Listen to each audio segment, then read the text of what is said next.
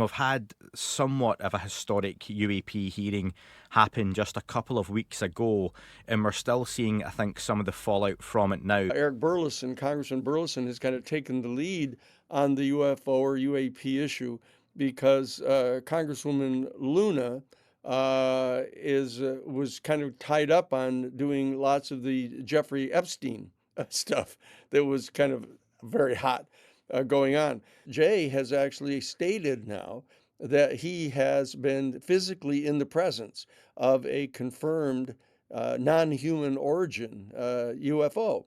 And he has actually seen with his own eyes the non-human beings that are connected with it. The Jay apparently is not being authorized by the people above him to actually state, this was coming back up again. As you know, back in 2023, we got 23 of the 64 pages in that basically directed the military services and the intelligence agencies to gather together all of the information they've ever had about UFOs since 1945 and present it as soon as possible to the National Archives. And so the timing of getting that film shown to the senators who are still on the brink, who just couldn't quite believe that this was true because they were not being given that information directly by a person who has first-hand experience with the non-human aircraft and with the non-human occupants. There's some units of our military and intelligence community that are in possession of one or more officially confirmed non-human origin extraterrestrial spacecraft, and that they are in possession of the non-human bodies that have been confirmed through DNA testing to be non-human. This is an extraordinarily strange chess game that is going on here between the executive branch and the Congress right now. No, not only that, but they're instructed to lie. We encountered this when we were doing the Iran-Contra case back in the late 1980s. Oliver North came right before Congress and completely perjured himself, lied. This is a very silly constitutional situation. Well, I say silly, it's a very serious constitutional situation here in our country because it's absolutely clear that the Congress has the constitutional obligation to oversee these executive branches. The executive branch has now taken the position that they are the government and that the Congress of the United States are basically part-time employees that kind of come and go, but they're the permanent structure of the government. And what that's doing is just making it transparent to everyone that the national security state is insisting that it's in charge and not Congress. And they went to the Supreme Court, and the Supreme Court at that time, back in 1974, commanded the president to turn those records over. And of course, as soon as those records got turned over, it revealed that President Nixon was engaged in criminal, unconstitutional conduct. That this is a major test of all of our American institutions right now as to which of the branches of our government are entitled to this information. But the problem is the national security state is insisting that we are always in a state of war. We cannot have our country be in a permanent war footing in authorizing the President of the United States and his appointees in the executive branch to insist that they have war powers. 3 Spanish-speaking guys came into the house of Durnberger, dragged his wife out of bed and put a gun in her mouth and threatened to kill her and the whole family if Durnberger didn't go get on the floor of the Senate and withdraw his demand for the investigation. And I've talked right directly, face to face, with one of the people that has been put in the crosshairs to be assassinated if he were to reveal the information that he's being forbidden to tell. So this is an extraordinarily serious constitutional situation that we face here. Well, you had one of the Air Force people, Dylan. He testified, very importantly, he testified about being in 2012, I believe it was, that he was at Langley Airfield outside of Washington, D.C., and he saw a 100 to 150 foot wide triangular craft rise up from the base based on everything that he has now learned in a classified way, that he was convinced that that was not a man-made craft, that that was a non-human origin craft, but that it was being flown by somebody directly from Langley Field. Okay, good.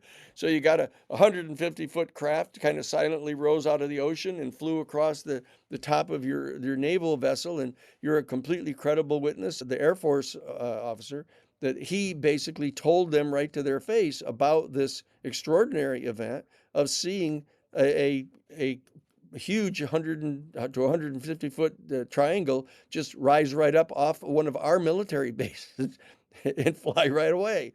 What we're trying to figure out is, how do we get enough people in the House of Representatives and in the United States Senate to stop being afraid of the national security state people who are basically threatening them, not only threatening to kick them out of office by secretly funneling funds into against them, but threatening them physically. And if the agencies continue to be instructed to not comply with the order of Congress to turn over this information to the archives 4 days from now on September 30th, we're going to see whether or not that is going to generate enough support inside the Senate and in the House to have enough of these individual members of the Congress dare to join together to confront the national security state over this. So, and then where does that leave it? Well, what that means is that the one last gasp thing that they have that they could do is they could that you could and Burleson has introduced into the House of Representatives a standalone bill. I believe that if you could put that onto the floor for a vote, out of the 435 members of the House, 400 of them would vote for that bill. And nobody on the Senate side, Mike Rounds, Chuck Schumer, none of them have been willing to put in a standalone bill for the UAP Disclosure Act. It's just an arbitrary and capricious exercise of his power. The members of the Congress and the House and Senate are failing to perform their constitutional obligation, and they need to be replaced. Yeah, this is a failure on the part of our constitutionally elected representatives to fulfill their constitutional obligation to exercise oversight authority over the executive branch. If it doesn't glance off of it, it appears to go through it in some strange way. That I don't think Hellfire missiles are supposed to just go through something. When they hit something, they're supposed to explode and blow up what they're after. I tend to favor getting as much information from as many different sources as you possibly can. And I think I have achieved that. I mean, other than fighting cancer, right? Everybody will agree to that. But this potentially highly controversial issue, we have gotten support from the most extreme elements of both political parties and almost everybody in the middle. I've actually been in a room where AOC and Linda Taylor Greene are talking to each other, who are actually conversing in agreement that something ought to be done to get this information. We're not in the best of shape as a species. That they want to have the total of information that is available to all 6 of our United States military services, all 18 of our United States intelligence agencies, all 32 of our United States Defense Department agencies, and all of the private aerospace corporations that are in possession of this information about the UFO phenomenon and about the non-human intelligence that is deemed by everyone to be responsible for these UFOs, that they want that information delivered and put into the classified section of the National Archives. I think that, but on the other hand, it cannot be the national security state. that is the one that is making the decision about how much of this information is to be released and when, okay? Because they've already displayed for 80 years what they're going to do. They're going to lie and dissemble and threaten and try to misuse the information to develop nuclear weapons delivery systems and propulsion systems for their fighter aircraft that we have to dig down and mobilize to raise up an aggression in among our citizens that is comparable to the demand for the Jeffrey Epstein files.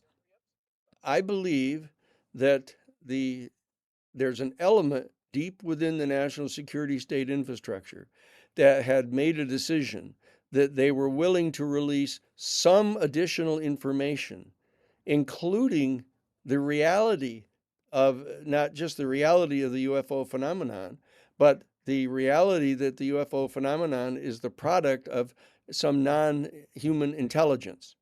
But the portion of the information I think that they're willing to reveal is the fact that there is, in fact, an extraterrestrial life.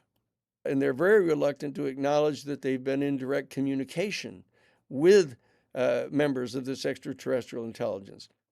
And they're very reluctant to acknowledge that they've, in fact, been building a secret weapon system based upon the technology of the UFO people. The fact is, they're already here. They're already here. The evidence is abundant that they've been coming and going for some time. The key to this thing, the Senate Intelligence Committee is sitting on extraordinary information. We are not going to back down just because Congress this time around may not have been willing to do what we had hoped they would do.